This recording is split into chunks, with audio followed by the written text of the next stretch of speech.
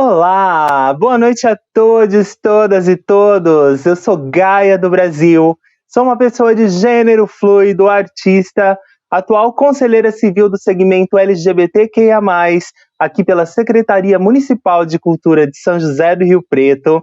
E hoje vamos dar início aos nossos encontros virtuais de ideias. Esse encontro faz parte da programação do Festival Pajubá, realizado pela companhia Ir e Vir, por meio do fomento da Lei Aldir Blanc de São José do Rio Preto, Secretaria Municipal de Cultura, Secretaria Especial de Cultura, Ministério do Turismo e Governo Federal. O objetivo desse encontro é integrar, reeducar e informar toda a comunidade na construção identitária e de gênero. Hoje temos 3 ilustres convidados aqui. A querida Thelma Abraão, psicóloga clínica e social, formada em psicanálise e mestre em direito homoafetivo. Boa noite, Thelma. Boa noite, Gaia. Boa noite a todos Boa noite. E hoje também temos a presença da querida Raquel Silveira, profissional da área da beleza e estética, performer, palestrante, membro do Conselho Estadual LGBT de São Paulo, sendo a conselheira do segmento Travestis de São José do Rio Preto. Boa noite, Raquel. Boa noite a todos e todas. É um privilégio, né, ser uma travesti, estar participando deste bate-papo junto com a minha irmã de guerra, a Thelma, e a Gaia, né, que está aí. Nós que agradecemos a presença de vocês. E também temos a presença do querido Cairo Francisco. Ele é diretor do núcleo LGBTQIA+, da UJS de Rio Preto, músico, ativista e estudante de agronegócio. Boa noite, Cairo! Boa noite, Gaia. Já queria agradecer pelo convite, viu? Eu que agradeço imensamente por vocês estarem aqui. E nesses encontros eu tenho o prazer de dividir a mediação com o querido Alexandre Felipe. Boa noite, Ale. Boa noite, Gaia. Boa noite a todos, todas e todes. Eu me chamo Alexandre Felipe, eu sou psicólogo clínico e social e sou militante das causas LGBTQIA+, e também da negritude. Eu gostaria de lembrar que para acompanhar toda a programação do Festival Pajubá é só entrar através do Facebook ou do YouTube da companhia Ir e Vir. E hoje a live será do tema saúde mental, sexualidade e suicídio. Vamos falar sobre as questões TT, travestis e transexuais. Um bom debate a todos. Maravilha, Lê. Eu acho que a gente pode começar pela querida Thelma Abraão. Ale, você tem sua palavra. Thelma, pode falar, vocês vão ter 15 minutos para estar falando sobre o tema da sexualidade, do suicídio. Fique à vontade, Thelma. Muito obrigada, Lê. Bom, é inevitável dizer da minha gratidão e carinho por estar aqui, por ter sido convidada. Estar nessas discussões me acrescenta, talvez mais do que eu acrescente, por com certeza sempre. E, enfim, vamos lá e boa sorte para todo mundo, né, que está nos vendo, que a gente consiga trocar e crescer. Eu fui chamada para dialogar sobre saúde mental, sexualidade e suicídio. Vamos conversar sobre TT. Eu vou começar com uma poesia. Essa poesia, ela foi feita por Carlos Canhemeiro, numa peça de teatro e um livro que chama O Canto das Mulheres do Asfalto. Nunca sei da precisão de falar certas coisas. Tem coisas que já parece dita antes mesmo de qualquer fala. Tem coisas que já sempre foi, falar é redundante, repetição é reafirmar o óbvio. Tem coisas que já nasceu coisa, e não há coisa que faça deixá-la de ser coisa. Ainda assim, não sei mesmo da precisão de falar certas coisas. Na dúvida, eu falo. Eu queria deixar claro que o meu lugar de fala é um lugar de fala de direitos humanos. Eu tive o privilégio de estar numa ONG por 13 anos e há 18 eu trabalho com as questões da diversidade. Então, vou aqui dialogar e compartilhar ideias da psicologia, né, tendo um colega aqui presente, que é o Alê, mas vou falar de pessoas, vou falar de nós. Saúde mental. O que é saúde mental, afinal, né? A gente hoje tem essa palavra em pauta, a pandemia trouxe uma cutucada nessa questão, porque as pessoas começaram a sentir nelas e tentar descobrir o conceito de saúde mental. E eu vou dizer o seguinte, esse termo, ele está relacionado à forma como a pessoa reage às exigências, desafios e mudanças da vida, ao modo como harmoniza as suas ideias e as suas emoções.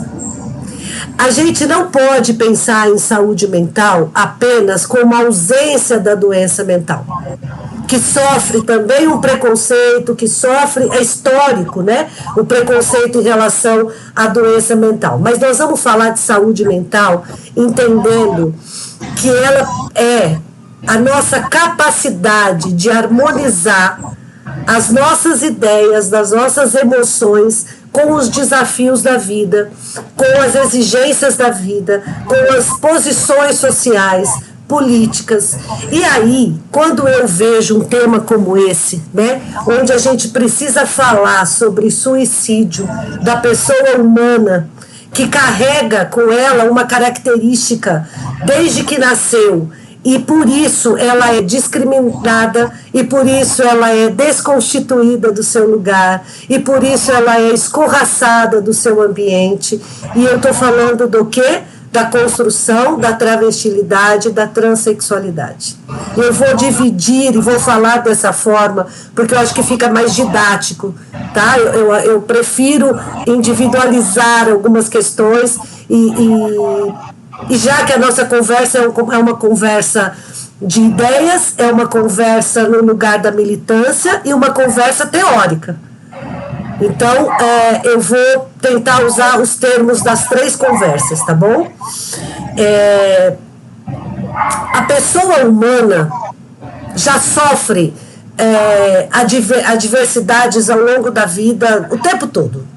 Né? A gente sofre desafios, a gente sofre preconceito, a gente sofre agressão, e eu preciso estar o tempo todo construindo condições para a saúde mental se manter saudável.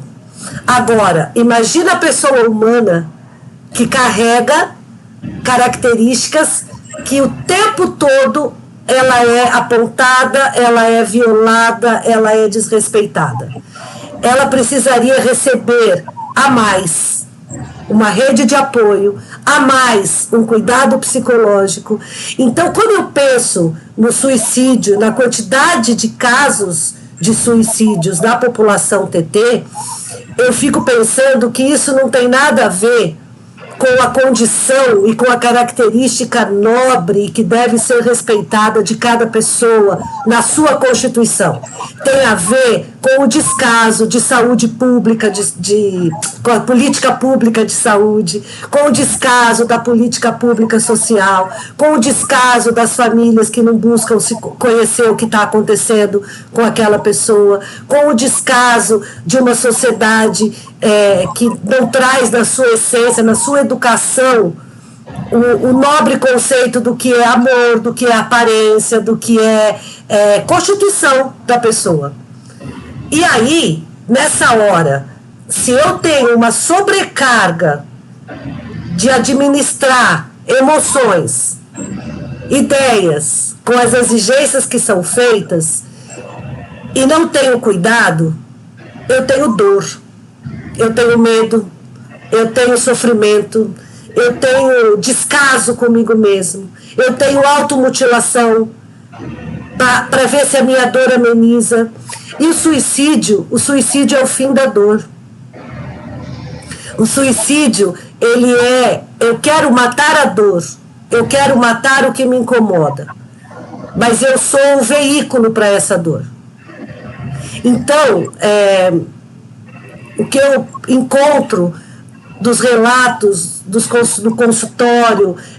Deixa eu só fazer um parênteses e dizer o seguinte: nós temos dentro da doença mental, da doença psiquiátrica, estruturas psíquicas onde uma das características pode ser o suicida, ok?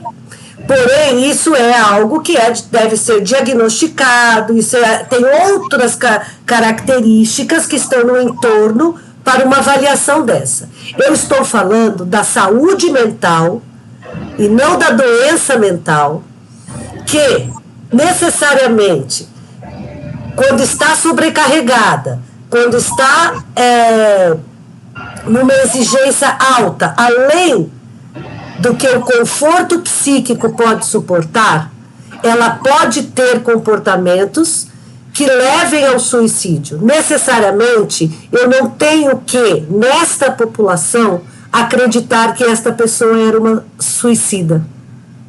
Eu não sei se está claro, mas depois das perguntas a gente vai esclarecer isso, mas eu queria muito deixar isso marcado.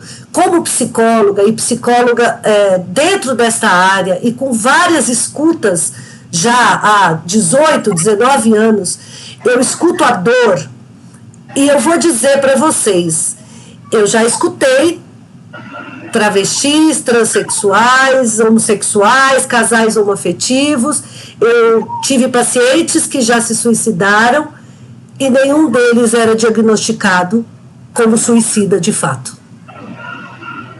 Havia um mecanismo de dor exagerado, um mecanismo de sobrecarga, uma falta de rede de apoio, uma falta de cuidado, e isso levou a uma atitude e que eu não consigo compactuar com a ideia de classificar essa pessoa como suicida. Assim, estruturalmente, como doença mental suicida. O ato dela colocou nesse lugar, mas ela foi levada a este lugar por uma sobrecarga de exigência, e nela havia uma saúde mental comprometida, mas não pela doença mental, por uma doença produzida, por uma doença construída por uma sociedade preconceituosa, por um governo rígido, por políticas pesadíssimas de saúde que não abraçaram esse lugar. Eu tive a oportunidade de participar, junto com a Raquel, do início de um ambulatório em Rio Preto de saúde, do ambulatório trans,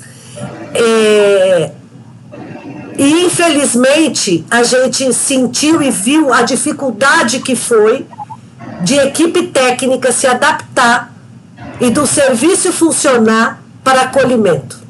Então, assim, eu não estou só falando de um lugar teórico, não, eu estou falando de uma vivência em relação a isso. Então, retomando, saúde mental não é só ausência de doença mental. Saúde mental é um movimento que a gente precisa regar e construir dia a dia, tendo cuidado pessoal, cuidado emocional, cuidado físico, entendimento de conceitos, porque senão, através de uma atitude nossa de desamparo, de descaso, de violência, a gente enlouquece uma pessoa. A gente produz nessa pessoa uma atitude que ela jamais teria, por ela não suportar a dor que está sentindo. Então, eu gostaria de lançar um olhar, se o colega aqui presente me permite, da psicologia, não para essa palavra suicídio no nosso tema como doença mental, mas como um produto de uma pessoa que é amputada o tempo todo.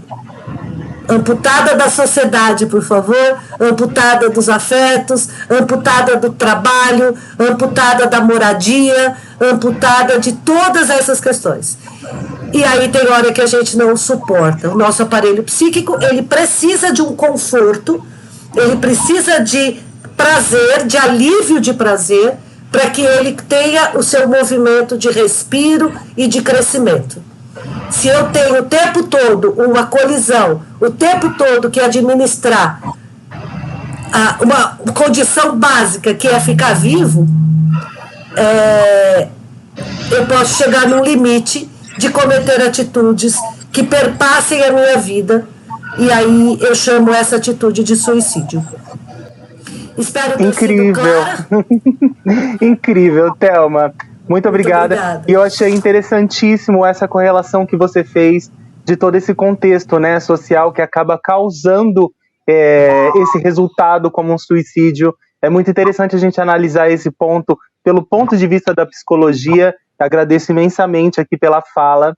E eu acho que a gente já pode aproveitar aqui o ensejo com a temática e jogar a batuta para o nosso querido Cairo Francisco, que é um homem trans e tem sua vivência, e a gente gostaria de entender um pouco do seu pensamento mediante o tema. Thelma, eu primeiro gostaria de te agradecer pelas palavras, né? A gente que é pessoa trans, a gente tem dificuldade de encontrar profissionais, né, que humanizem a nossa vivência a ponto de tirar o nosso corpo, a nossa vivência, as nossas demandas psicológicas dessa pauta dolorosa, né, que é uma pauta social, na verdade. A gente é inserido nesse local de sofrimento por conta da sexualidade, e de lá dificilmente a gente sai, né? E você usou uma palavra, eu fiz até uma anotação, que é uma palavra que em 6 anos de transição eu demorei para entender o significado dela, porque até então eu não tinha tido uma rede de apoio. Quando eu vi que eu construí a minha rede de apoio e eu vi pessoas trans ao meu redor, eu pude trabalhar com pessoas trans, eu pude fazer uma campanha para arrecadação da minha mastectomia com o apoio de pessoas trans, de pessoas LGBTQIA+, inclusive Gaia e Alexandre me ajudaram bastante compartilhando e marcando presença no evento também. E a exclusão do corpo trans, ela começa desde muito cedo. Ela começa na escola, né? Porque eu fui uma criança trans, né?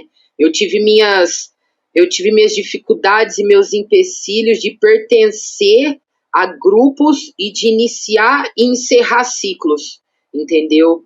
Então, realmente, a gente sofre esse boicote social, né? Vamos chamar isso de uma amputação social, como você disse, né? E do mesmo jeito que a gente é excluído, né, do meio escolar, logo em seguida vem a exclusão do seio familiar, e essa pessoa, esse corpo trans, esse ser humano, né, ele é exposto a praticamente todas as mazelas da sociedade. E isso dobra, isso se potencializa quando essa pessoa trans é um corpo negro, de fato. Eu acredito que a construção da sexualidade para nós, eu que sou uma pessoa trans, sou novo de transição perto da caminhada da Raquel, para mim foi mais fácil eu encontrar representatividade, né? Porque a minha geração foi a geração do Facebook, do Instagram, todo mundo tinha Android, Google, eu sabia quem era João Nery, sabe? Mas e para as pessoas que abriram esse caminho para que eu pudesse ter acesso a essa representatividade e essa informação, entendeu? Porque uma coisa é eu ter consciência da exclusão e da dificuldade do que é ser uma pessoa trans hoje. Eu sou novo de transição, eu tenho 6 anos de transição. Mas e para Raquel, entendeu? Que, como você disse, né, Thelma, teve presente ali na construção do ambulatório que eu faço uso hoje, entendeu? Então, inclusive, meu reconhecimento aí pela sua caminhada, viu, Raquel? Por toda a sua luta, sua também, Thelma. Eu não tinha conhecimento disso, sou muito grato pelo esforço de vocês. Sem o ambulatório, eu acho que nós, meninos trans e meninas trans daqui de Rio Preto, a gente teria tido uma transição bem truculenta em questão de hormonização, acompanhamento psicológico, toda a demanda com a fila de espera para cirurgias, né, mastec, redesignação, estectomia, enfim. Então, isso é uma conquista que eu faço uso hoje, né, que eu estou usufruindo hoje, mas que foi uma demanda que os que vieram antes de mim lutaram aí, sangraram até a última gota para que isso funcionasse, e o ambulatório, de fato, ele está de pé, né? Então fica aqui a minha gratidão, viu, Raquel e Thelma. Mas, enfim, voltando à questão da exclusão. A gente vai sofrendo todas essas exclusões ao longo da vida, e ela não para, ela nunca para. Quando a gente é excluído da escola, excluído da família, quando a gente vai parar na rua, a gente tenta arrumar um emprego, mas a gente não consegue porque a gente não terminou a escola. E isso não é um dado que eu estou inventando, entendeu? Isso é uma pesquisa séria do ANTRA sobre a evasão escolar de pessoas trans, entendeu?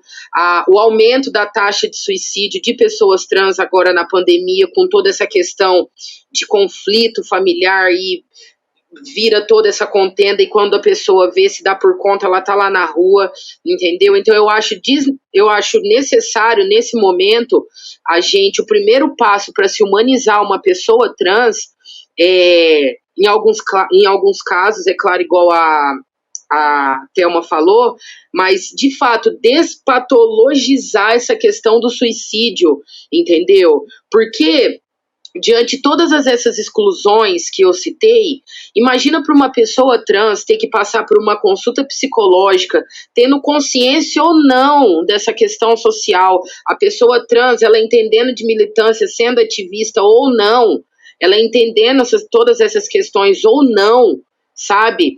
Ela passa por isso. Então, de certa forma, ela sente. E isso é inegável, entendeu?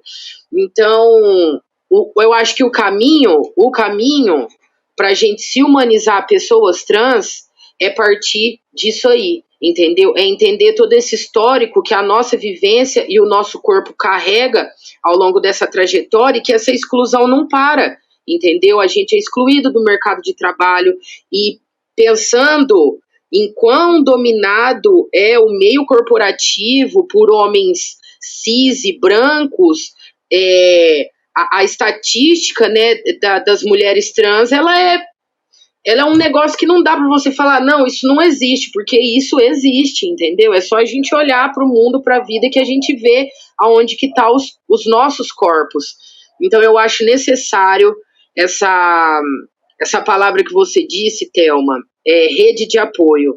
Ao longo da vida, a gente tem que construir essa rede, entendeu? A gente precisa saber em quem a gente vai confiar, em quem a gente não vai confiar, reconhecer os nossos próprios limites, até onde eu posso ir, até onde eu consigo ir. Não, eu vou parar aqui, eu não estou desistindo, eu estou dando um tempo, eu estou descansando, entendeu? Então, respeitar nosso próprio tempo, nosso próprio limite, sabe? Eu acho essencial justamente para a gente construir essa rede e atrair pessoas para esse ciclo, porque nada funciona de forma truculenta, né, gente? Nem o mar truculento, ele funciona. Ninguém entra no mar com a onda brigando com nós, né? Então eu acho que precisa de uma certa fluidez, de uma coisa mais orgânica, para que essa rede ela seja consolidada e construída de fato. A minha forma de construir essa rede de apoio foi me expondo ao ativismo e à militância. Eu aprendi muito, eu levei muito na cara, eu era uma pessoa extremamente turrona, irredutível, e a militância, o ativismo me malhou, sabe? Eu aprendi como passar por todos os meus processos e entender os processos que ainda estão por vir, porque foi como eu te disse, a nossa vida ela não para. Os fatores que excluem a gente, que boicotam a gente, eles não param. E eles são silenciosos. É do menor ao maior, entendeu? E a gente precisa estar preparado psicologicamente, fisicamente para isso. Porque a nossa vida, de fato, é uma luta, é uma batalha. E a Raquel sabe aí, nós não estamos aqui para brincar, não. Nós estamos aqui para vencer. É ou não é? Bom, pessoal, então é isso. É a minha fala, é a minha contribuição. Muito obrigada, Cairo. E você trouxe aí à tona um fator muito importante, que é a utilização, né, do serviço de saúde TT aqui no São José do Rio Preto, que é algo que a gente vai discutir um pouco depois sobre isso. E agora, a palavra, a nossa querida Raquel Silveira, essa mulher travesti, com vivências, esse ativismo, entendeu? Uma referência para mim hoje, como transformista também, porque ela é uma artista impecável, e eu tenho o maior prazer de ter você aqui, Raquel. Você é com certeza um dos maiores nomes aqui na nossa cidade, quando a gente pergunta a referência da informação, da onde vem a informação, a luta, né? Boa noite, Raquel.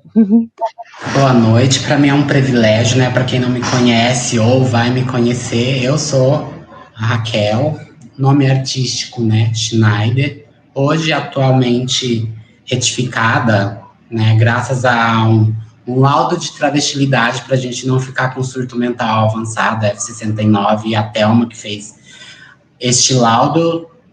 E eu, por conta deste laudo, eu sou a primeira travesti do país a ter uma retificação de nome com um laudo de travestilidade. Graças ao diálogo, assim, próprio, assim, comigo e a Thelma, a não me colocar como uma transexual. Por quê? Porque eu me identifico travesti, porque eu não posso deixar morrer aquela que começou todo o histórico do movimento social organizado, que foi uma travesti em Stonewall, em 1969, e negra. Então, eu não posso deixar morrer a travesti que começou essa luta toda pelo direito igualitário, né? E pegando, assim, a fala de todos, que já falou o Caio e a Thelma, serviço de saúde ainda não existe pra gente. É só faz de conta. Pegando a fala da Thelma, literalmente a gente realmente é amputada, e eu fui amputada fisicamente, por conta do serviço de saúde que não é adequado. O serviço de saúde me matou e eu sobrevivi a ele. Por quê? A população LGBT ainda, nós somos massa de manobra para algumas pessoas, até para alguns iguais. O ambulatório de saúde integral de travestis transexuais é o primeiro ambulatório do país, ele foi construído aqui em São José do Rio Preto. São José do Rio Preto é uma cidade de referência em muitas coisas, no termo saúde, trabalho, porém, já foi melhor. No atual governo, a gente não consegue diálogo, então a gente não consegue avançar e contribuir para essa melhora. Mas a militância, ela tem que não estar... Eu não preciso ser militante estando dentro do serviço público. Militância, ela está no sangue, a gente tem que sobreviver todo dia, guerrear todo dia, procurar parceiros. Então, para mim, é um privilégio estar aqui hoje, tendo esse diálogo, para contribuir para o direito igualitário realmente. Não um faz de conta, para o mercado de trabalho, que é o mínimo do ser humano, que é habitação, trabalho, educação e saúde. Mas ainda não existe isso para travestis transexuais. Ainda é um faz de conta. Infelizmente, nós, TTs, precisamos mudar a nossa fala, nós, travestis, nós, mulheres transexuais, e nos identificar. Por quê? Porque quando falamos assim, trans o quê? Transeuntes, transporte, transportadora, não identifica, não engloba. Então, a gente precisa mudar a fala e nos identificar. Na saúde, quando a gente está lá no sistema sexo feminino, nós colocamos em risco a nossa saúde. Por quê? A gente não precisa falar o sexo, mas sim identificar o que somos. E não, todo mundo tem direito ao esquecimento, mas não garante a sua vida. Se você quer cair no esquecimento, esquecer da sua história, do que você construiu hoje, e mostrar o que você era e o que você construiu, é um privilégio que poucas têm. Quando eu coloco sexo feminino, mesmo tendo feito uma readequação para o meu gênero, eu minto a minha saúde, coloco em risco a minha saúde. Não preciso por sexo. O sistema tem que mudar e colocar o que sou eu, travesti ou mulher transexual. Aí todos vão entender que a biológica jamais mudará. E o que garante a minha saúde é a minha biológica, que nunca mudará. Então a gente precisa, nós, travestis transexuais, nos aceitarmos de fato como somos. E colocar este diálogo não de maneira truculenta, como o Caio falou. É claro que a gente tem que realmente saber dialogar e orientar as pessoas para essa identidade que nós construímos ao longo da vida, né? Mesmo sendo uma pessoa travesti ou mulher transexual como eu, nasce sendo abusada pela sociedade, literalmente, pelo tio, pelo padrasto, pelo primo, sempre quem são? Heterossexuais, nunca gays e lésbicas. Hoje, se muitas das minhas iguais estão na esquina, é porque a sociedade não acolhe aquela que me exclui, me procura numa esquina à noite. Aí eu sirvo. Só que a gente precisa mudar isso, porque a travesti só está numa esquina porque existe o consumidor. Ela está lá como um produto. E aquele que me exclui durante o dia me procura. Eu sou uma pessoa, assim, que... Não falando de religião, então vou falar do universo, né? Porque se a gente falar de Deus, aí falar é católico, ou bandista, ou candomblessista. Minha casa é minha igreja, né? Porque nenhuma religião me acolhe de fato. E então o universo me usa. Eu sou artista porque precisava de ser artista para sobreviver. Não era só para o meu ego. Era uma maneira de sobreviver e conseguir me manter. Quando a família não te acolhe, você tem o quê? O mundo. E o mundo é que te educa. A minha faculdade é vivência. E hoje, mesmo sendo expulsa da escola, mesmo sendo expulsa do mercado de trabalho, hoje eu falo para doutores, policiais, para enfermeiros, eu capacito, eu dou palestra, e lógico, né? Para quem não tem nem nível superior hoje, está falando para pessoas que têm mestrado e doutorado, e não ganha nada por isso. Eu falo pela satisfação de orientar aquele que não me acolhe. Mesmo sendo o primeiro ambulatório construído no município, ainda não é o mais adequado e não é um ambulatório credenciado. Não temos a hormonioterapia de forma adequada, não temos, assim, o acolhimento de forma adequada e orientação. O fluxo de funcionários mudam, as pessoas não são capacitadas, nós somos tolerados pela sociedade ainda. Porém, muitas de mim, iguais a mim, morreram lá atrás, sofreram, para hoje a gente ter alguns privilégios, ainda que não são os mais adequados. Se o direito é igual, eu quero esse direito igual. Eu quero esse direito ao trabalho, eu quero esse direito à educação, eu quero direito à saúde integral, que não existe ainda. Eu, em 2018, realmente fui amputada por conta de várias negligências. Eu tive que amputar um dedo do pé por conta de uma medicação errada, de uma pessoa que deveria me acolher e me orientar, não de tirar a minha saúde.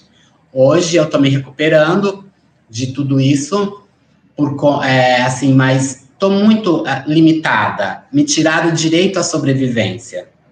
Uma pessoa como eu, mesmo sendo capacitada para o trabalho, ainda é rotulada a marginalidade, a drogadição, a doença, entendeu? Mas eu tô aqui sobrevivente ainda. E ainda eu acho que, como o universo me usa, eu tenho muito para contribuir.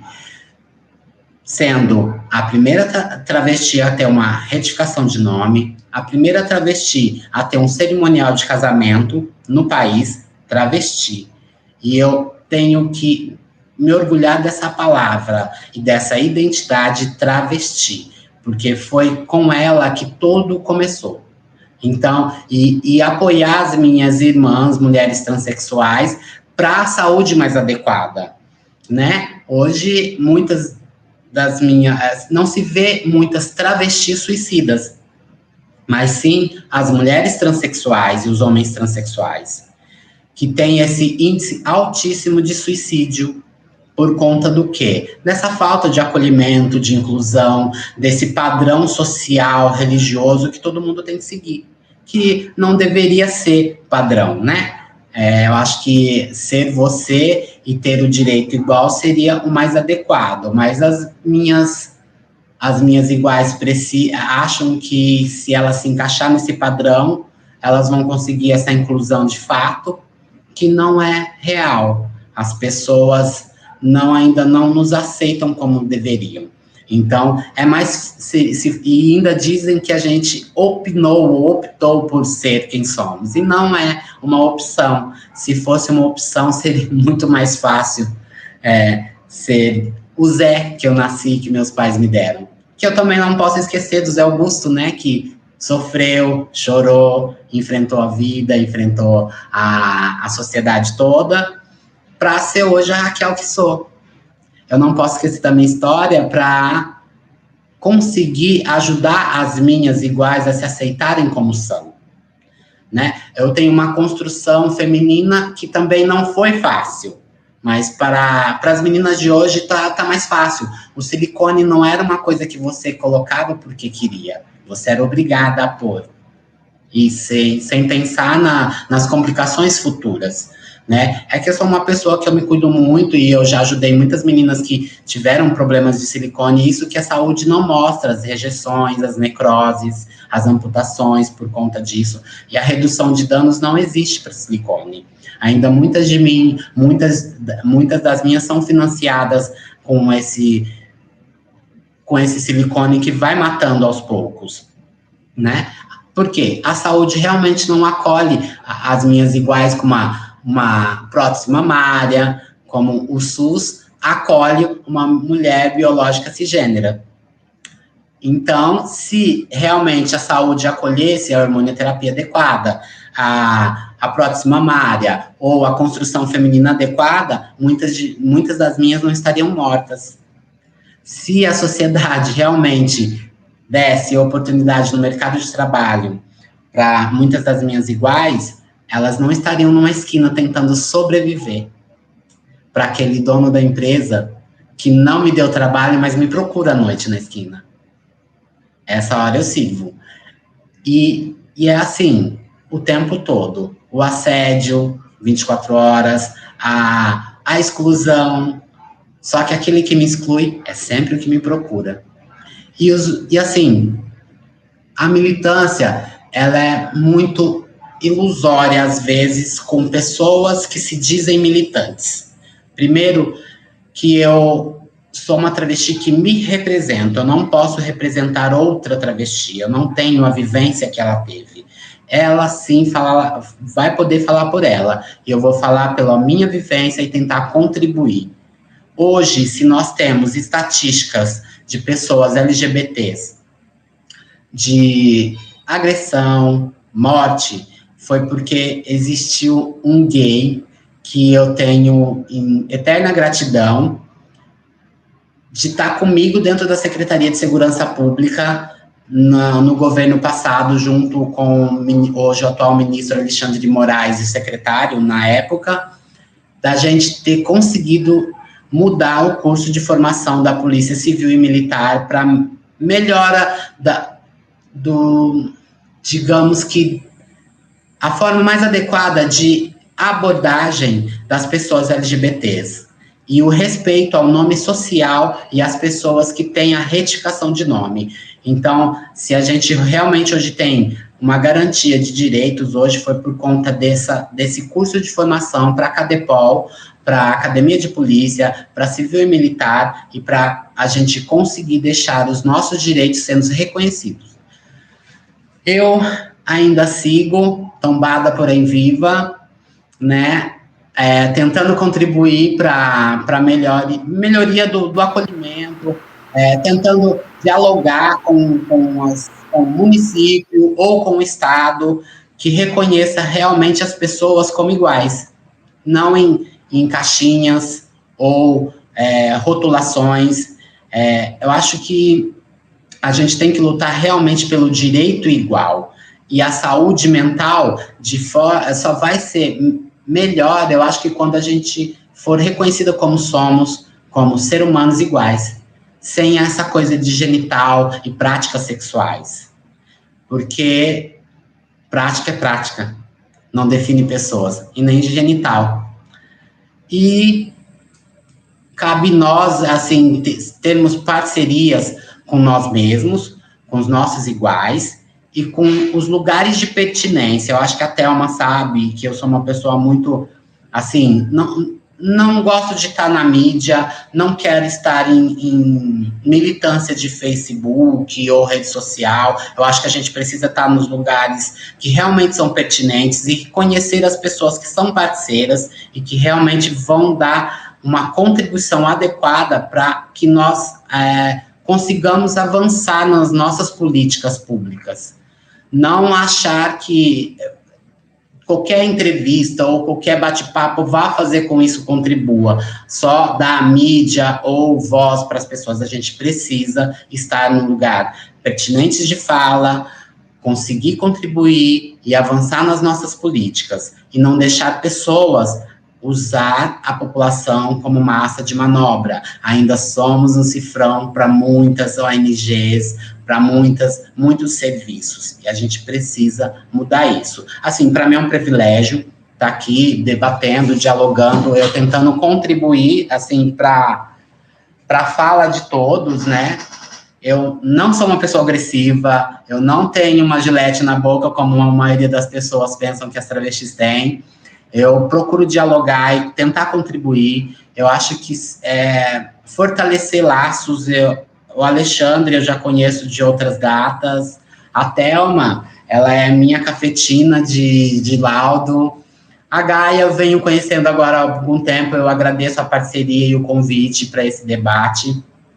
Eu acho que quanto mais de nós tivermos a mesma fala, mais a gente vai conseguir avançar. Eu acho que é muito triste quando tem um evento de políticas TTs ou LGBT que não vão, a população que deveria estar não estão, porque nós precisamos ocupar esses espaços, a gente precisa mostrar que somos seres humanos, então a gente precisa de não pensar que as paradas é só parada gay, não, ela é parada do orgulho LGBT, ela não é um carnaval fora de época, ela é uma manifestação pública para políticas públicas igualitárias. A gente precisa mudar a nossa postura em relação às nossas paradas e realmente fazer valer esse direito que seja igualitário. E eu agradeço o convite. Muito obrigada, Raquel. E você trouxe à pauta uma questão muito importante quando você diz da presença TT, né? Em festivais, e eu percebo que socialmente o posicionamento, essa restrição social do conhecimento para travestis e transexuais faz com que muitos desses artistas trans e travestis não abracem. Eu tinha uma grande amiga travesti que já se foi, e ela falava muito para mim que ela encontrou carinho no medo. Entendeu? Que o medo era uma coisa que, como ela convivia muito com esse medo, e ela encontrou esse carinho ali, porque era uma coisa que era o dia a dia dela, né? Essa convivência de se deparar com as coisas, então o medo acaba sendo um aliado, um parceiro, né?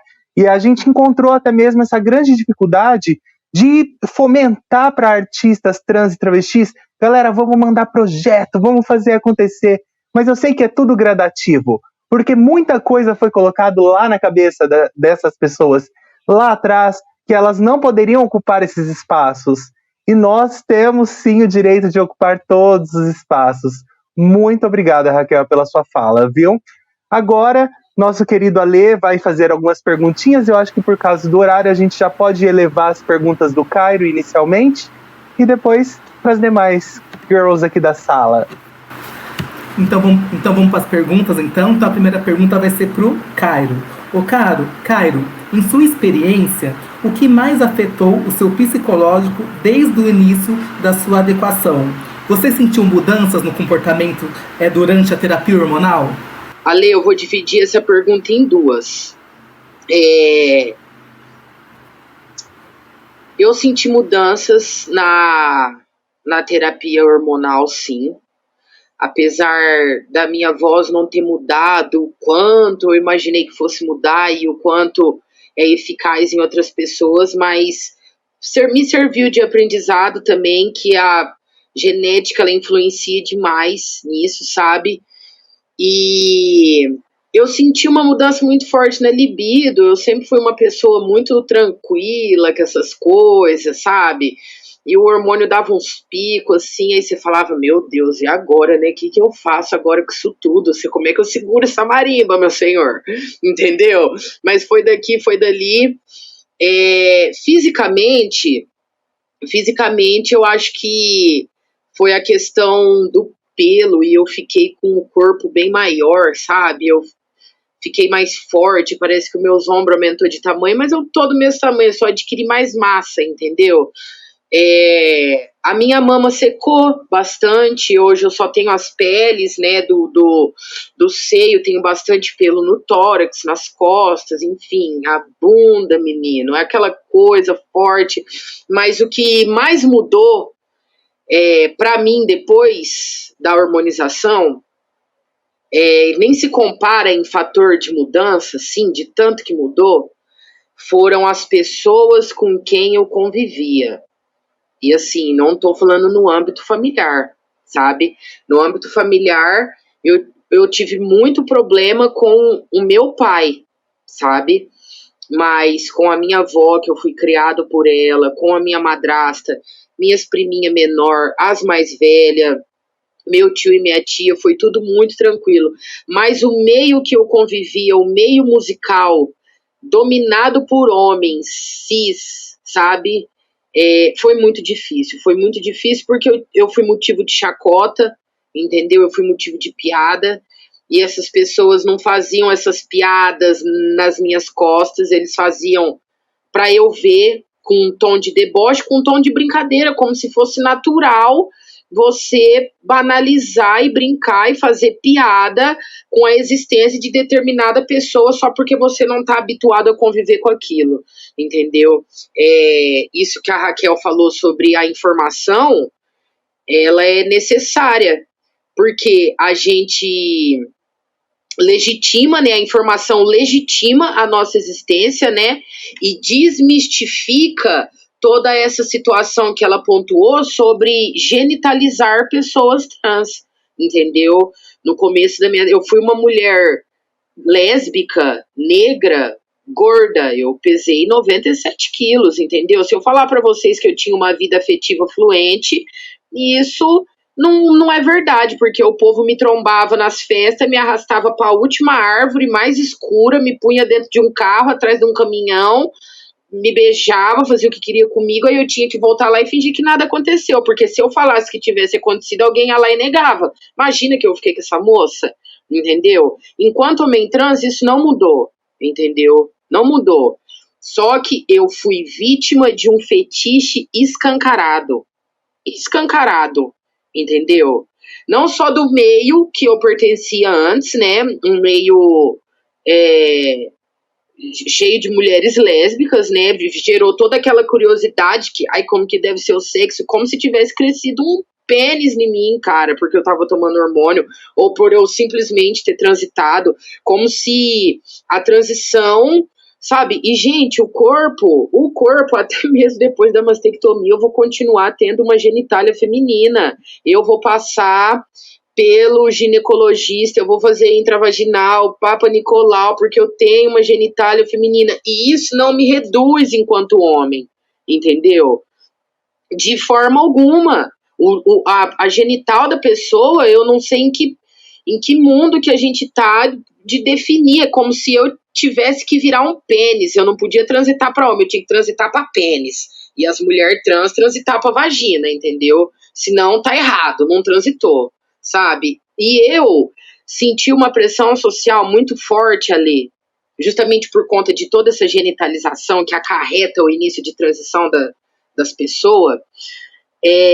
Eu senti uma pressão social muito forte para eu ter que me comportar de forma mais masculinizada o possível.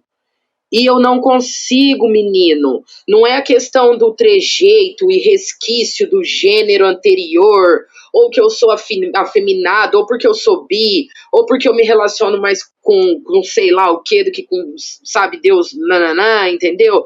Isso não é um fator que está em julgamento, o meu comportamento, meus trejeitos, a forma de me sentar, porque isso é meu, entendeu?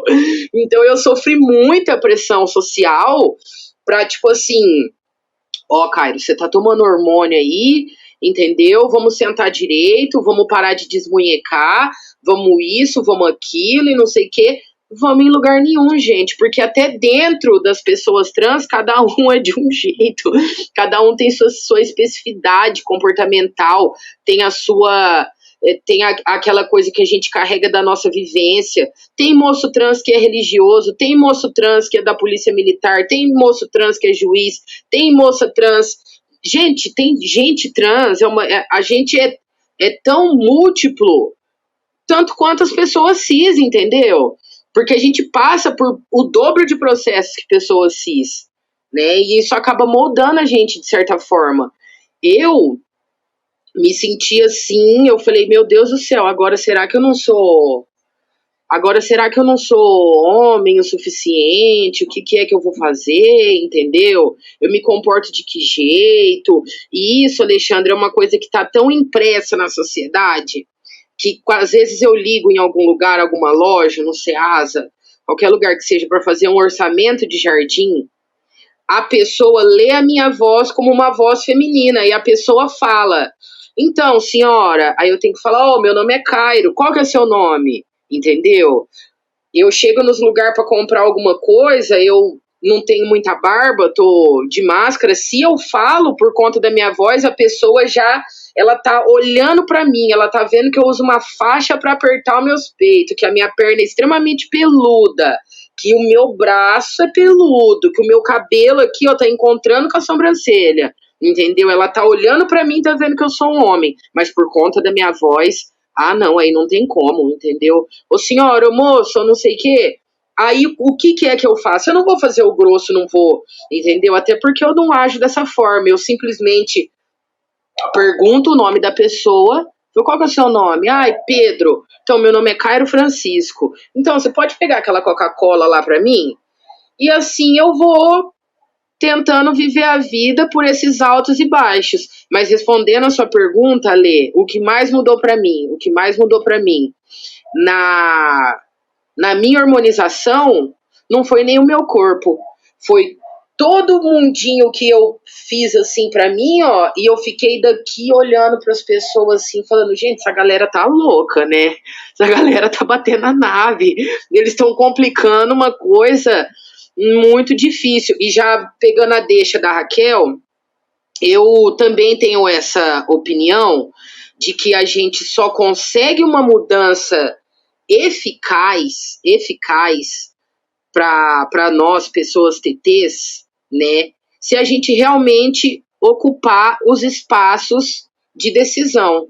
E o que é um espaço de decisão? O espaço de decisão, ele é o espaço político, entendeu? Que a gente vai lá na Câmara e a gente faz acontecer, é o espaço que a gente se filia em algum partido, é o espaço que a gente frequenta e a gente muda aquilo, é o meio corporativo, é qualquer espaço que você esteja disposto a decidir, é o espaço de decisão, entendeu? E a gente precisa de fato ocupar esses espaços e parar de se isolar, entendeu? Porque a gente vai nas festas aqui em Rio Preto, nos rolês aqui em Rio Preto, Gaia é prova disso do evento que eu fiz para arrecadação do dinheiro da minha mastectomia. Gente, eu sou um homem trans, entendeu? Eu não acredito que eu sou referência aqui, igual o povo fala, para os homens trans de Rio Preto, entendeu? Mas caso eu fosse mesmo, igual todo mundo fala, aonde que estavam os homens trans, entendeu? E a leva de mulher trans que fica aí da internet falando comigo que não foi naquele evento. Vocês estão me entendendo? Então, eu acho que a gente fica com medo de botar o pé para fora, a gente fica com medo de botar o pé na rua, a gente fica com medo de andar em bando, sabe? Andar em grupo, andar numa legião de pessoa trans, porque a gente fica com medo de ser visto na sociedade como uma pessoa trans, entendeu? E Cairo, agora já com 20 horas e 5 minutos, eu sei que você tem o seu trabalho agora, e assim, queremos, eu e a Lê, agradecer imensamente, através da Companhia Irivir, por você estar aqui, dividindo esse momento tão especial conosco. Muitíssimo obrigada, Cairo. Gente, eu que agradeço o convite, eu espero que esses momentos eles se repitam, sabe? E que toda essa energia de luta que vocês emanam, que vocês aguçaram e agitaram em mim, que se perpetue não só entre nós, mas em quem vai nos assistir, certo? Sempre que precisar, Gaia, Alexandre, Thelma, Raquel, é só me procurar, tá? Com certeza, meu anjo. Um grande beijo, uma ótima aula e a gente se fala. Obrigado, pessoal. Obrigado você. Agora Obrigada, Cairo. Vamos continuar as perguntas. Agora a pergunta vai para Thelma. Thelma, numa análise psicológica, enfim, o que é a sexualidade? Por que nos dias de hoje a sexualidade ainda é um tabu? E qual que é a relação da sexualidade com a saúde mental?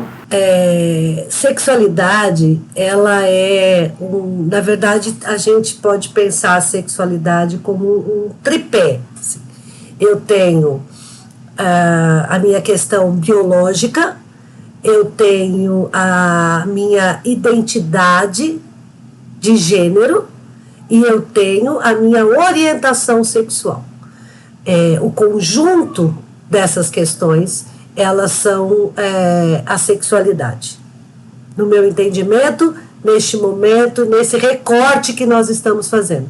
Eu gostaria de fazer este recorte da identidade de gênero, a orientação sexual e o corpo biológico. A conjunção desses três resulta numa expressão humana, sempre num conjunto, num contexto relacional, né? E aí pode ser a dois, a três, a grupos, enfim, aquilo que a pessoa desejar. Mas eu preciso de um trânsito entre essas questões. Então, o meu corpo, ele vem, eu nasço com esse corpo biológico, e aí ele exerce funções ao longo da minha vida e do meu desenvolvimento. A minha orientação sexual também, eu nasço com ela, e ela significa o quê? A forma com que eu me relaciono afetiva e sexualmente com outra pessoa. A forma que expressa o meu desejo em relação a outra pessoa, sexualmente e afetivamente. Ou um ou outro, né? Mas vamos pensar nesse conjunto. E a minha identidade de gênero é a forma como eu me reconheço, independente do meu sexo biológico, como eu me reconheço como pessoa. Se eu me reconheço feminina, e se eu me reconheço masculina, ou se eu me reconheço cada hora de uma forma, se cada momento eu posso fluir de um jeito, independente do meu corpo biológico, independente da minha orientação sexual. Então, a sexualidade é isso. Quando essa sexualidade, né, é afrontada em algum desses aspectos, quando eu estou confusa com a minha questão de gênero, quando eu estou confusa com a minha orientação sexual, quando o meu corpo não responde ao meu desejo, né? Então eu tenho uma orientação onde eu me reconheço como mulher, o meu corpo biológico é masculino, eu amo outra mulher e este corpo não responde àquilo que eu desejo, essa roupa, né, do meu corpo está prejudicada no meu perceber, no meu sentimento. Agora eu estou falando da pessoa, ok? Não estou falando do olhar de fora, estou falando, tentando responder a pergunta. Né? Quando isso tem um problema, quando isso tem um equívoco dentro de mim, eu posso encontrar problemas na minha questão, na minha saúde mental. Eu posso enfraquecer na minha força para lidar com as questões que isso exige num coletivo, numa sociedade. Então, assim, se eu não me aceito, se eu não me entendo, se eu não me respondo, se eu não me adequo àquilo que eu vejo e àquilo que eu sinto de mim, eu posso ter conflitos emocionais, conflitos psíquicos. A Raquel tocou num ponto muito sério em relação aos laudos, que nós, como psicólogos, né, temos essa discussão há tempos, né, se é que o técnico tem que dizer que o outro para que o judiciário permita um direito que é da pessoa, de ser reconhecida e chamada e aceita como ela se entende. Porém, quando eu vivi esse período, né, a Raquel até aí falando, eu me emocionei um pouco, porque eu sei a alegria que eu vi e o conforto que foi para ela e para tantas outras travestis e mulheres trans, quando um laudo, junto com uma peça jurídica, trazia a garantia de um direito. Então, assim, a gente torce muito para não precisar mais disso, mas muito, né? Porém, ainda é necessário, porque a mudança para isso ela é tão gigante, né? Tão gigante, e ainda somos necessários nesse sentido. E do que eu estou falando? Eu estou falando de saúde mental, eu estou falando de alegria, de alívio por conquista de direitos com a roupa do meu corpo, ou com a minha pele psíquica, ou com aquilo que precisa estar intacto para que eu possa me sentir saudável e me sentir vivo, enfim. Respondeu, Ale? Ok, muito obrigado, Thelma. Raquel, você disse muito da questão da saúde TT, né? Então a pergunta é a seguinte: você identifica um avanço ou um retrocesso da comunidade TT no acesso à saúde, trabalho e empregabilidade na sociedade atual? E qual que é o impacto da terapia hormonal sobre a saúde mental da população TT? E a cirurgia de readequação sexual? Eu fiz um apanhado, né? Então, assim, eu acho que houve um retrocesso na questão do acolhimento realmente, na saúde integral de travestis transexuais, né? Ainda não melhorou muito. Eu acho que em relação à hormonioterapia, eu acho que ainda tem muito que avançar também, porque não é a mais adequada. Ainda o processo transexualizador não foi discutido por pessoas travestis transexuais. Ponto. Em relação à retificação, não, a adequação sexual ao gênero, eu acho que vem de cada um, porque isso não interfere em você ser uma travesti e querer ter uma vagina. Não, eu posso ser uma travesti que quero fazer uma construção da minha vagina, ou não. Eu posso ser uma transexual que também não quero. Então, a gente não pode diferenciar a mulher transexual da travesti. São iguais. Não muda, não pelo genital. Isso não faz a pessoa. Se eu sou uma travesti e quero fazer uma adequação, ainda sou uma travesti adequada ao gênero. Ou posso ter. Então, o que a gente sempre orienta? Que a genital não te define. A prática sexual não te define. Mesmo porque quem me ensina as práticas sexuais são os héteros. Ele que me ensina a ser ativa ou passiva. Ponto. Qual foi assim, 15 perguntas numa só. Eu respondi quantas? Você falou da questão do retrocesso, né, e da questão da readequação. O que você acha da questão da empregabilidade, do emprego? Como que você vê toda essa questão e da terapia hormonal na saúde mental? Bom, tá. Vamos lá no que mais prejudica as pessoas em geral, né? Mas só que para a travesti, a mulher transexual, ela é a mais à margem. O Brasil é o país que mais mata pessoas travestis transexuais.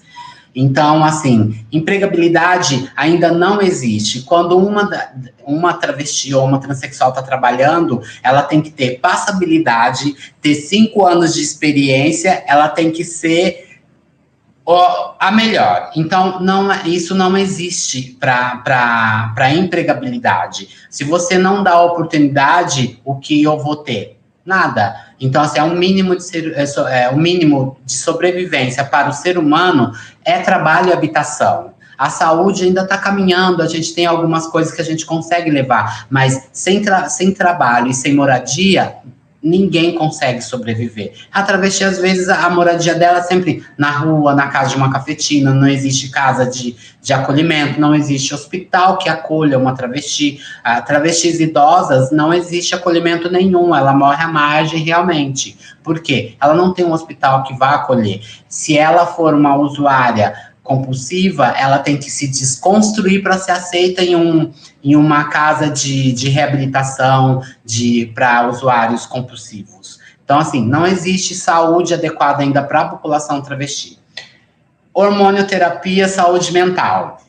Ainda a gente está, assim, nem todo mundo tem essa sensibilidade, que a Thelma tem a vivência que ela teve, conversou com muitas meninas, muitas travestis no início, muitas que hoje já não estão aqui mais, Bruna, entre outras, que existe uma vivência real do que é a realidade, que o dia é preconceituoso e machista, mas a noite é unissex, e ela me acolhe, e ela também me mata. Então, assim, saúde mental, hormonioterapia ainda não é a mais adequada, ainda a gente tem que estar no padrão, realmente no padrão que a sociedade pede, que a religião pede. Então, assim, ninguém te aceita como realmente você é, você precisa ter passabilidade. Ou, se você, hoje, as rotulações, se você é uma mulher transexual, você tem que ser submissa, recatada e do lar. Se você é uma travesti, a rotulação você é marginal, rouba ou é drogada ou tem doenças. Então, assim, por isso que eu não aceito as rotulações. Eu não faço uso de droga, não sei café, sempre foi assim. Não que eu tenha algo contra, droga é prazer, como sexo é prazer, como comida é prazer, e tudo em excesso causa um mal para sua vida. Você tem que saber administrar tudo, né? Então, tipo assim, mas para a sociedade, quem usa droga é marginal, é ladrão, etc e tal. Eu nunca peguei uma doença, porque me preveni, não porque eu sou melhor que ninguém, porque a prevenção existe há décadas, eu acho que faz uso daquilo quem quer, né? Então, assim, eu não posso aceitar as rotulações que as pessoas me colocam, de ser usuária, doente, marginal. Não, eu quero que as pessoas me respeitem como eu sou, travesti, de formação, travesti original. Então, eu não quero que as pessoas me coloquem num padrão, porque a sociedade não me quer no padrão. Mesmo que eu esteja no padrão, eu não tenho inclusão. Então, eu quero que as pessoas não que me aceitem, mas que me respeitem. Eu acho que eu respondi tudo, né? Isso, muito obrigado, Incrível. Raquel. Muito obrigado. Bom, eu acho que assim, eu queria até aproveitar essa jogada que a Raquel deu aqui para a gente discutir com a Lê aqui, com a Thelma também. Em 2008, né, quando as meninas se juntaram, né, para fazer a NTTS, as borboletas irem lá dialogarem a respeito da criação aqui do Laboratório TT. E aí eu vi uma entrevista da Bruna, da querida Bruna Valim, e a Bruna disse que a expectativa era que nos próximos anos, como inicialmente era somente lá no Vetorazo, no BS Vetorazo, nos próximos anos a ideia era levar para as outras regiões da cidade, ou seja, ampliar o Laboratório TT. O que vem acontecendo nos últimos anos foi que retiraram do Vetorazo e incluíram tudo no SAI CTA. Então a gente tem só um único espaço onde, tecnicamente falando, são especialistas em atendimento para pessoas trans e travestis. Eu queria que você, Raquel ou Thelma, ou ambas, discursasse um pouco disso. Se vocês acreditam que a teoria da Bruna de ter espaços dentro de vários laboratórios, em regiões divididas da cidade, até mesmo para facilitar o acesso de um ônibus, entendeu? Da pessoa estar até o espaço. Você acha que hoje essa soma do SAI-CTA, ela acabou sendo um pouco mais prejudicial, limitando um pouco mais o acesso a todas as pessoas que necessitam do tratamento hormonal, ou até mesmo passar no endócrino, ou um tratamento, um clínico, algo corriqueiro, onde ela se sinta um pouco mais confortável? Quem vai? Eu vou dar minha contribuição, depois a Thelma. Depois eu vou. Assim, eu acho que para o começo, quando nós começamos a ter... todas nós se juntamos e a gente precisava levantar a demanda que existiam pessoas T's e precisavam ser acolhidas. Então, nós éramos atendidas só no Vetorazo, porém, depois existia o Ambulatório de Saúde Integral para Travestis, que é dentro do projeto de prevenção, né? Que hoje lá e o SAI. Então, a gente não saiu do HIV e AIDS, a gente ainda está rotulado ao HIV e AIDS, porque a gente, hoje é um complexo, né? Porém, estamos lá dentro do HIV e AIDS e ISTs. Não deveria, por quê? A saúde não é integral, o SUS não preconiza a saúde integral, então todos os ambulatórios deveriam ser capacitados e orientados de forma adequada de acolher essas pessoas, né? Travestis, transexuais e homens trans. Porém, não existe capacitação e orientação, não existe acolhimento, existe uma especificidade sim para atender pessoas travestis e mulheres transexuais que têm silicone, que eu já fui atendida numa UPA, que a menina não me medicou porque era proibido. Só que tem travestis que ela não pode tomar injeção no glúteo. Ela tem que tomar injeção, só que dentro do ambulatório de travestis transexuais ela toma. Então, quer dizer, a saúde não está, assim, não existe diálogo entre a secretaria e os serviços de saúde. Não existe capacitação para esses serviços acolherem. Então, por isso que nós estamos presa num ambulatório de saúde integral para travestis e transexuais, que não deveria. Ele me exclui. Ele só me coloca a ser atendida lá, e a saúde é integral. Eu tenho que ser atendida em qualquer local. Existe uma especificidade, mas é muito fácil de orientação. Tipo assim, o que me garante? Me identificar. O sistema também não me identifica. Eu vou em vários serviços de saúde que eu tô com sexo feminino, mas não sabe se eu sou travesti ou se eu sou transexual. E o que me identifica? Se eu sou travesti ou mulher transexual. A biológica é a mesma. Eles vão saber a dosagem que uma pessoa de biológica masculina é diferente da feminina. Então, isso garante a minha saúde. Eu acho que houve retrocesso em muitas coisas. O fluxo muda, não existe mais capacitações, não existe orientações, existem pessoas falando pelas outras, entendeu? Não existe um diálogo em que possa contribuir para a melhora desse atendimento. Não existe um diálogo com as secretarias de saúde, com serviços de saúde. No atual governo, a gente não consegue falar nem oi, quanto mais dialogar. Então, a gente entende também que não tem essa facilidade, né? Mas o ambulatório foi necessário no início para quê? Para mostrar que essas pessoas existem. Porém, ainda não é o melhor para elas. Não existe o atendimento igualitário e humanizado. Não existe. A Thelma, eu acho que pode contribuir mais agora. Bem, somando a fala da Raquel, né? Primeiro, Gaia, obrigada por trazer a Bruna, né? Nossa querida Bruna, que deixou sempre necessária. Necessária, e que deixou muita coisa boa na gente, além de lágrimas nos olhos, às vezes, né? De saudades. Mas, enfim, quando esse projeto se iniciou, o ambulatório, ele era uma parceria da prefeitura com uma ONG. E a ONG oferecia técnicos para essa parceria e o parceiro subsidiava financeiramente e com o espaço. A ideia sempre, no papel, era realmente de que todas as UBSs fossem capacitadas e que os princípios do SUS fossem respeitados, né? Os 3 pilares do SUS fossem respeitados. Porém, o ambulatório começou quase que como um piloto para isso, né?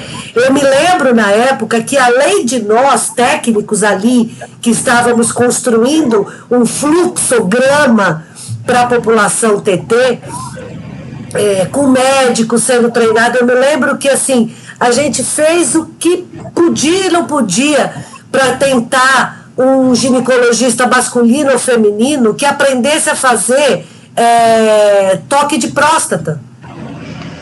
E não conseguíamos. Então, assim, a gente enfrentou coisas desse tipo para construir essa equipe. E, além disso, eu, Raquel, Bruna, as outras meninas que também estavam ali na época, desculpa não lembrar todas agora, né?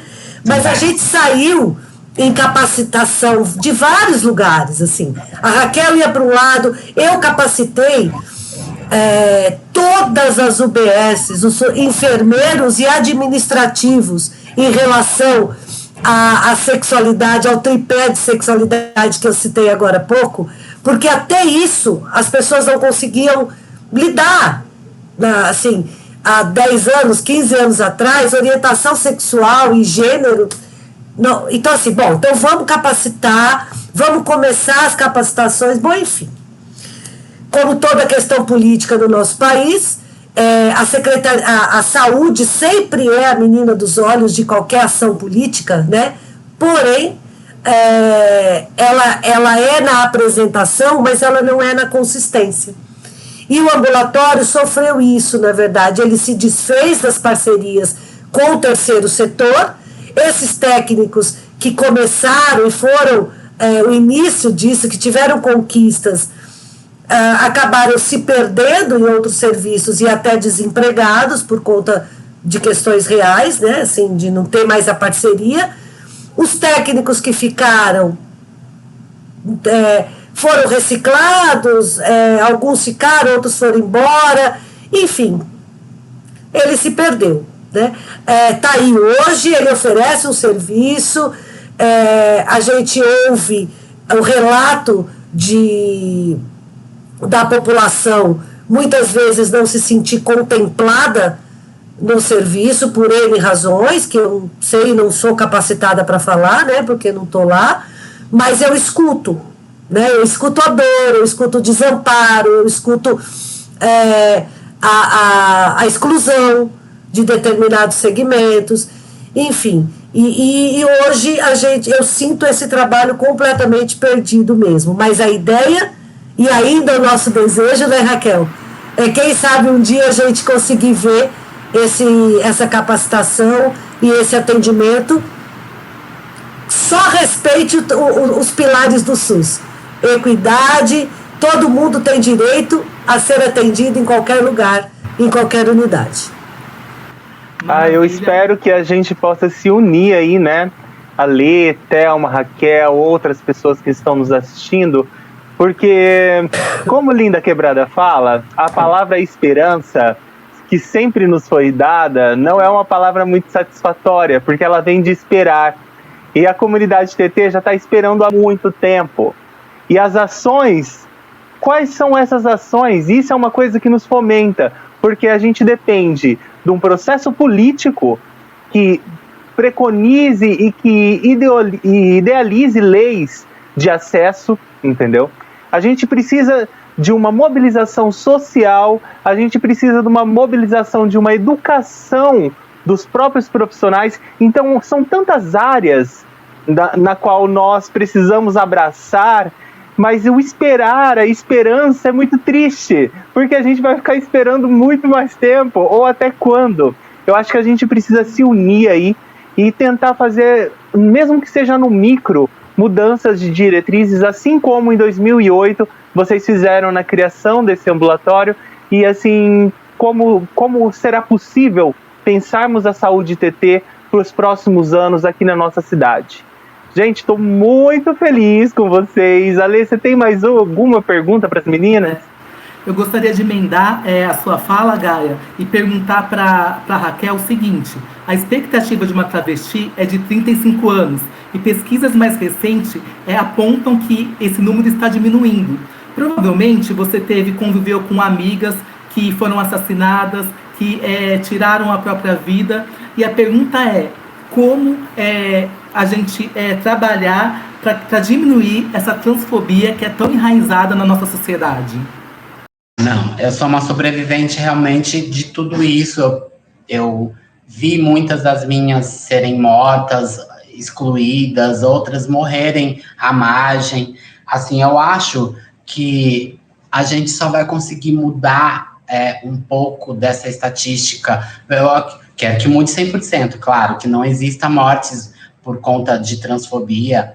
E se nós, enquanto militância ou que seja política, realmente reconhecer as pessoas como seres humanos, conseguir incluir e amar mais uns aos outros, não se preocupar em proteger cargos e salários e passar por cima do seu igual para conseguir ter e deixar essa pessoa morrer à margem. Eu acho que as pessoas precisam se unir mais, fiscalizar enquanto militância, mostrar que realmente existe uma união entre nós, iguais, e outras pessoas parceiras que não são LGBTs, que existe também, como a Thelma, né, que existe esse amor de um para o outro, para a gente conseguir fortalecer e melhorar esse índice de morte entre pessoas LGBTs.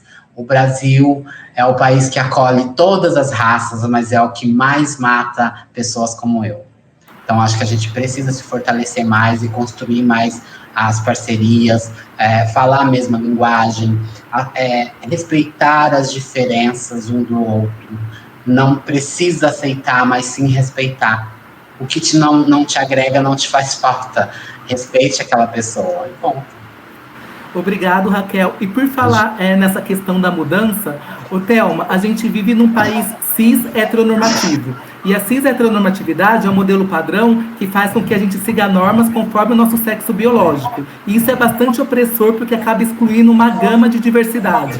Como que você acha que a gente pode fazer para combater essa cis-heteronormatividade? Não vale pergunta de FUVEST aqui, hein? Bom, eu acho que a gente só vai conseguir combater isso quando a gente ocupar os lugares corretos de fala, quando a gente começar a usar os termos adequados nas conversas, no cabeleireiro, na padaria, com os meus pares, com o meu entorno, quando eu não tiver medo de responder sem violência, sem agressão, quando alguém fizer uma crítica a um casal homoafetivo, a uma travesti, a uma transexual, a um transexual, e eu estiver perto. Quando eu conseguir, através da educação, me posicionar naquilo que eu entendo e que eu já aceito. Eu acho que as pessoas que são formadoras de opinião e que são sensíveis a esse entendimento precisam sair do armário da sabedoria, do armário do conhecimento, da informação. Né? A gente precisa falar, por que você está falando isso? Não é assim não, vem cá. Eu só acredito, Alexandre, que a educação é capaz de mudar isso. E não é só a educação formal, não. É essa que eu estou falando do dia a dia, da conversa dos pares, das pessoas que estão assistindo hoje, terem a coragem, na próxima aglomeração, quando puder fazer, por favor, falar assim, gente, escutei uma galera falando hoje, tinha uma travesti lá, ela falou, sabe o que ela falou? Olha, tinha uma outra Gaia, parece que ela falou de fluido, que ela era do gênero fluido. Olha, eu aprendi que a gente consiga fazer isso. Eu acredito que nós só vamos combater assim, porque foram anos e anos da regra cisnormativa falando sempre que podia, ocupando lugar sempre que podia. Foi assim que a gente criou, foi dessa forma que se criou o preconceito. Ale, se me permite a palavra aqui, ouvindo a Raquel e a Thelma falar, me bateu uma ideia aqui, eu tive que até escrever para não esquecer. Olha, vocês falaram muito sobre a situação da educação. Você sabe que eu percebi muito? Que assim, é óbvio que falar de gênero, ideologia de gênero nas escolas, você vai caçar briga com o mundo todo, né? Principalmente com a nossa bancada política incrível aí, maravilhosa, que não consegue aceitar as divergências e as diferenças de corpos, né? E assim, eu percebi que na pandemia, quando os filhos ficaram sob responsabilidade dos pais fazendo aula online, a maioria das mães e pais que eu via falando, eu não aguento mais aula online, eu não aguento mais isso. Os pais acabaram depositando nos professores o papel de educação integral dos filhos. Então, onde a gente vai discutir sobre sexualidade? Se não pode ser discutido o gênero dentro da própria casa, se não pode ser discutido na escola, eu acho que assim, a informação de base também é uma coisa muito complexa, porque os pais se inibiram da responsabilidade de informar e instruir seu filho para ser uma pessoa que conviva em sociedade com mais igualdade. Os pais se inibiram dessa responsabilidade, depositaram na escola o papel de formar os filhos e que sejam grandes pessoas aí. E aí existe essa dificuldade do acesso, porque quando a gente fala a palavra gênero, vem toda essa bancada que se baseia na religião para nos apagar, que faz com que cada vez fique mais difícil ter esse acesso. Se os pais não querem falar, se nas escolas não podemos falar, com quem nós vamos contar? Isso é muito complicado. Então, assim, eu trouxe essa reflexão aqui para os pais que estão nos assistindo. Converse com seus filhos, gente. A educação em casa é necessário. Não é a educação de ensinar uma álgebra, algum tipo de coisa. Dialogue. Faça essa pessoa ser mais sociável. Eu acho que é muito importante que a gente... A palavra esperança, do esperar, que funcione pelo menos nessa próxima geração, entendeu? Que tenha aí um pouco mais de reciprocidade, de amor à diversidade e de amparo. Não queremos direitos maiores, queremos apenas ser vistos e lidos como somos, né? Uma ótima reflexão, Gaia. Infelizmente o tempo está acabando, mas esse debate está muito rico. Antes eu gostaria de falar que você, para acompanhar toda a programação do Festival Pajubá, é só entrar no Facebook ou no YouTube da companhia Ir e Vir. E agora eu gostaria de passar para as considerações finais. E se vocês puderem dar indicações de livros, autores, música, cantor, alguma coisa que conecte o que vocês pensam com quem está assistindo em referente a esse tema. Thelma, a gente pode começar com você, suas considerações finais, por favor. Sim. Bom, muito obrigada ao acolhimento, obrigada ao respeito, obrigada pela escuta de vocês, os meus colegas aqui, nesse bate-papo, de todas as pessoas que estão assistindo. Quando eu falo educação, eu não falo só a formal, a da escola. Gaia, obrigada por ter pontuado. Eu acho que a educação, em todo sentido, as famílias precisam se posicionar, sim, precisam esclarecer. E, na verdade, como psicóloga, como psicanalista e alguém que trabalha com diversidade há muito tempo, a única coisa, e o meu apelo, é para que as pessoas só digam a verdade, digam o que elas veem, digam o que elas escutam. E se eu vejo uma mulher, eu me refiro a ela como mulher. Se eu escuto dessa pessoa o que ela é, eu reproduzo o que ela me falou. Eu não consigo dizer o que ninguém é, eu só consigo dizer quem eu sou. E olhe lá, a gente precisa de psicólogo para isso. Então, só digam a verdade. Se a gente aprender a dizer a verdade, a gente já tem metade do caminho andado. Eu sei que é difícil, eu sei que é confuso, que tem algumas coisas que a gente não consegue, às vezes, se posicionar. Pergunte. Pergunte como eu te chamo, quem é você, o que eu faço agora, olha, eu estou em dúvida, me desculpa, e isso para qualquer diversidade. Racial, de gênero, de orientação sexual, de cultural, qualquer uma. A verdade, isso sempre dá certo. Muito obrigado, é uma honra estar aqui. Tem um livro que eu acho muito legal, que eu gostaria de mostrar. Peraí. Da psicóloga e psicanalista Letícia Lanz, O Corpo da Roupa. Eu não sei se vocês conhecem, mas vale a pena conhecer, depois o Alexandre pode colocar nos créditos, enfim. Mas vale a pena, fica aí a minha dica, música, todas que falem de respeito.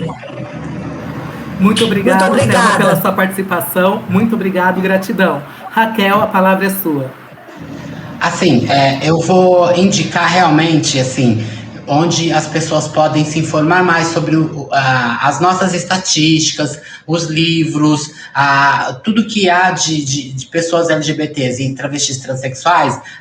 No Facebook você pode encontrar ANTRA, Associação Nacional de Travestis Transsexuais, o IBRAT também, que tem assim, uma enciclopédia de informação, que é Instituto Brasileiro de Homens Trans, né, transexuais, e também a Afrodite, que é uma instituição que eu também sou presidente, que faço parte, para a gente conseguir contribuir para as políticas públicas, onde eu também faço parte da comissão de ética da ANTRA, que é a associação. Então, por isso que eu estou indicando para buscar a ANTRA e pegar as indicações de livros, as matérias e os índices e ao levantamento total, assim, de de criminalidade, de assassinatos de pessoas TTs. É triste de se falar, mas só assim que a gente vai ter realmente as estatísticas que existem.